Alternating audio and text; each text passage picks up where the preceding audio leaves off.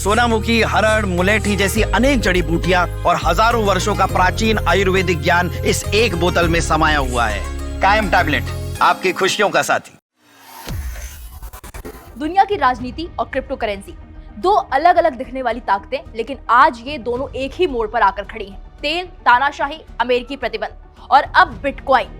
America के राष्ट्रपति Donald Trump के वेनेजुएला पर एक्शन के बाद एक बहुत बड़ा खुलासा हुआ है और नया सवाल उठ खड़ा हुआ है। क्या वेनेजुएला ने चुपचाप दुनिया का सबसे बड़ा डिजिटल खजाना जमा कर लिया था? और क्या अमेरिका की असली दिलचस्पी तेल से ज्यादा बिटकॉइन में है? कुछ रिपोर्ट्स कहती हैं वेनेजुएला के पास हो सकता है 60 अरब डॉलर यानी 5 लाख करोड़ रुपए का बिटकॉइन हो। लेकिन सच क्या है, और अगर ये सच निकला तो इसका असर पूरी दुनिया की क्रिप्टो मार्केट पर क्या होगा? चलिए आपको पूरी कहानी इस रिपोर्ट में समझाते हैं।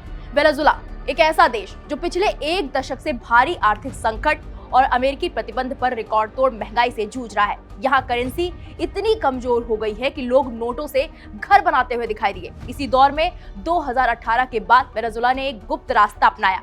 डॉलर छोड़ो, बैंक छोड़ो और बिटकॉइन अपनाओ।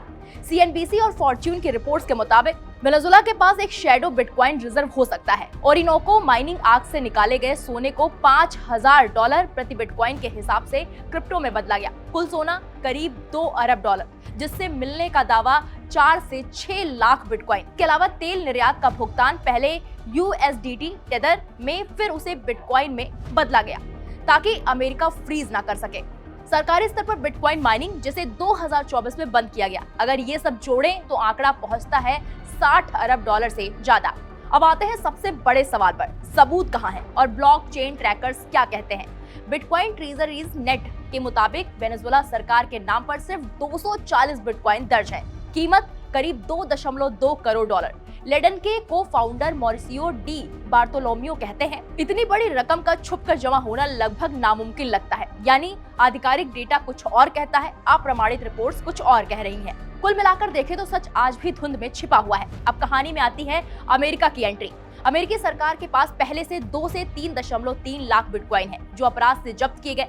मार्च 2025 में डोनाल्ड ट्रंप ने सबसे बड़ा ऐलान किया, स्ट्रेटेजिक बिटकॉइन रिजर्व, मतलब सोना नहीं, तेल नहीं, अब बिटकॉइन भी रणनीतिक संपत्ति है।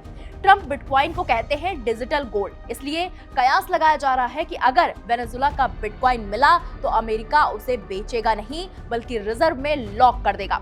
अब जरा ये समझिए कि दुनिया में सबसे ज्यादा बिटकॉइन किसके पास है। पहला, सातोशी नाकामोतो जो बिटकॉइन के जनक हैं, उनके पास करीब 11 लाख बिटकॉइन है। ब्लैक रॉक 6 लाख से ज्यादा बिटकॉइन है इनके पास। माइक्रो स्ट्रेटेजी करीब 6.73 लाख बिटकॉइन है इनके पास। अमेरिकी सरकार 2 से 3 लाख बिटकॉइन है इनके पास। और अगर वेनेजुएला के पास वाकई 6 लाख बिटकॉइन निकला तो वो सीधे टॉप 5 में आ जाएगा। अब सवाल ये है, इनमें भारत कहाँ खड़ा है? तो बता दें कि भारत सरकार के पास कोई आधिकारिक बिटकॉइन रिजर्व नहीं है। हालांकि ईडी और सीबीआई ने अपराध से जुड़े कुछ बिटकॉइन जरूर जब्त किए हैं, लेकिन संख्या बहुत ही सीमित है और कोई स्ट्रेटेजिक रिजर्व नहीं है।